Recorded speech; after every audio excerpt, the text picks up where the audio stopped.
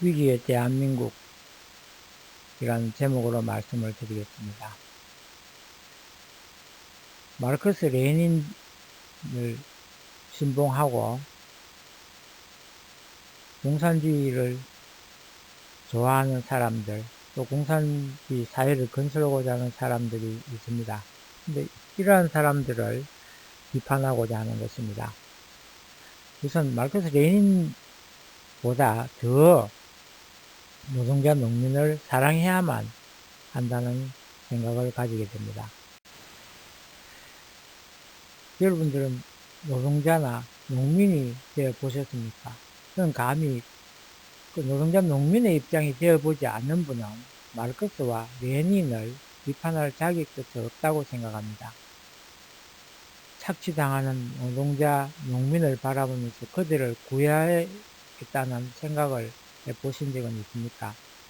마르크스주의자들은 좀도둑이나 강도가 아니라는 것입니다. 그들은 높은 소명의식을 가진 지능범처럼 보통 사람보다 높은 의식을 가진 사람들입니다. 그들은 농자 농민을 어떻게 하면 불주아로부터 해방시킬 수 있을까를 고민한 사람들입니다. 그래서 그들이 사용하는 폭력혁명의 방법보다 더 나은 길을 아는 자라야만 그들을 설득할 수 있고 대적할 수 있습니다. 노동자 농민을 착취로부터 또는 구조적 결함 때문에 부득이고 있는 그런 가난이 대물림된다든지 이런 것들을 막고 그들을 억압으로부터 해방시키고 부당한 착취로부터 자유를 줄 수 있는 길을, 명확한 길을 아는 자만이 그들을 비판할 수 있다고 생각합니다. 억압으로부터 구해주고 싶은 안타까운 마음을 가진 사람은 모두 지식인이든 아니든 불주아이든 모두 그들 편이 될 수 있었습니다. 그들보다 더 나은 희생이 없고 근본적인 방법으로 자유로 나아갈 수 있는 길을 먼저 제시해야 할 것입니다.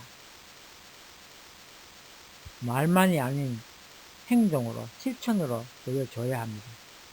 공산주의자뿐만 아니라 개혁의 주체들도 여전히 고민하고 있는 것이 바로 인간성을 근본적으로 회복하지 않고는 해결이 안 된다는 것입니다. 착취로부터 노동자 농민을 구하겠다고 나선 개혁의 주체들이 오히려 노동자 농민의 피를 빨고 그 위에 군림하고 있으면서 인간을 소외시키고 인간성을 말살하는 제도를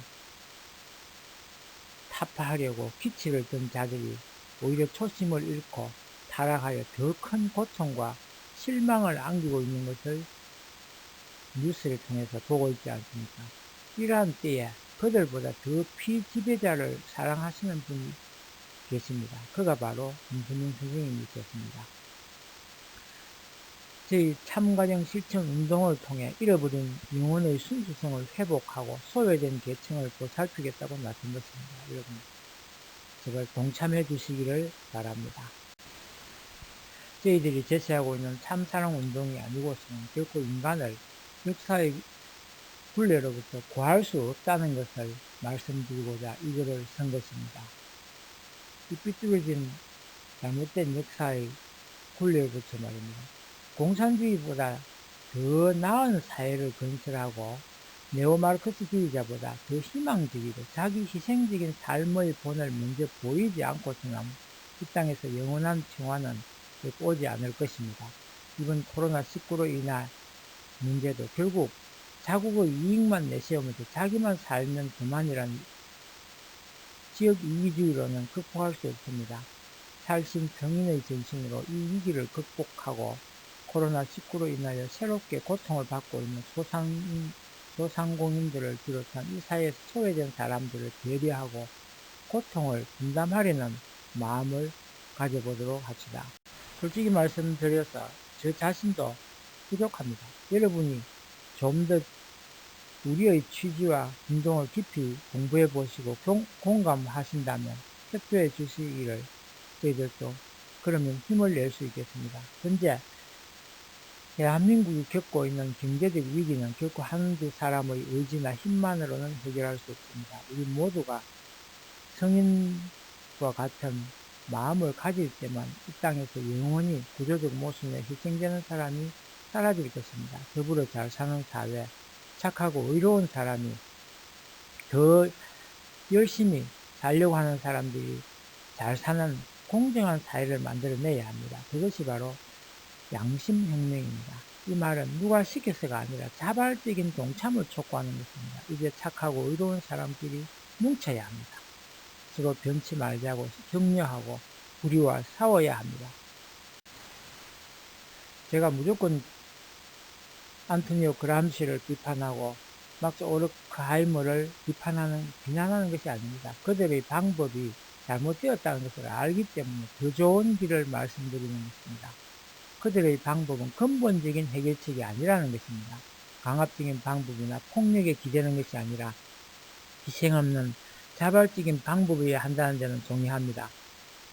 그래서 결국 결론은 인간성 회복이며 인성을 바르게 하지 않고 나아가서 인격을 바로 갈고 닦지 않으면 안 되기 때문입니다. 이 문제는 누구라도 예외일 수 없습니다. 지구의 환경 문제나 지구온난화 문제도 결국 인간중심주의에서 비롯된 이기주의가 원인입니다. 사리사욕이 먼저 마음으로부터 거쳐져야 문제를 해결할 수 있는 것입니다. 인간은 자연 앞에 겸손해야 합니다. 지구를 중심한 세계의 자연은 인간이 주인이 아니라 지구상에 살고 있는 모든 생명체가 주인입니다. 서로 양보하면서 배려하고 같이 살아가야 하는 공생체입니다.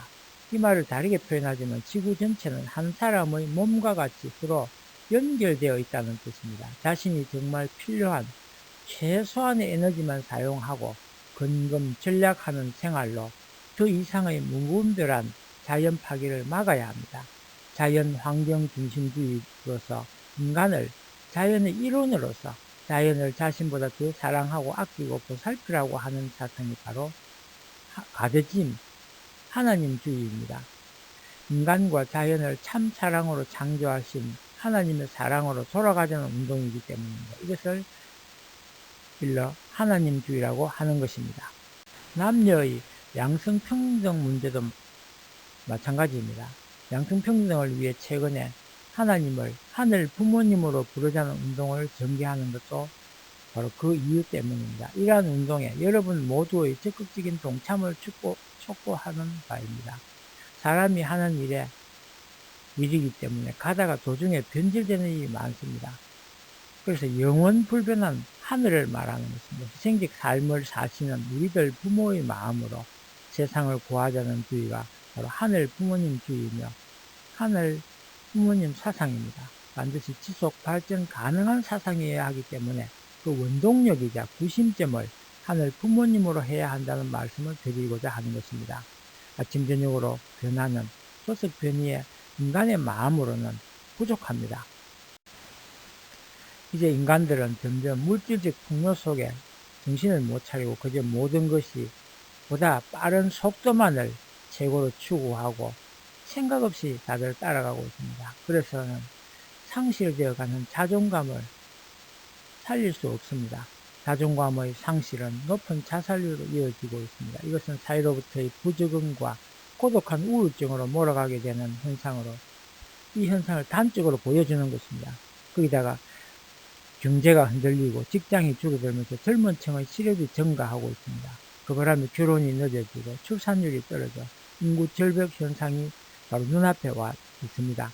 그러다 보니 노령층의 증가와 농촌마을의 공동화 현상이 벌어지고 있는 것입니다. 그래서 축복과 순결 운동으로 청소년의 떨어진 윤리의식을 새롭게 정립하고 높은 정신문화 함량을 위해서 순결 다짐식과 참가적 운동을 위해서 오늘 이렇게 여러분께 호소하고 있는 것입니다.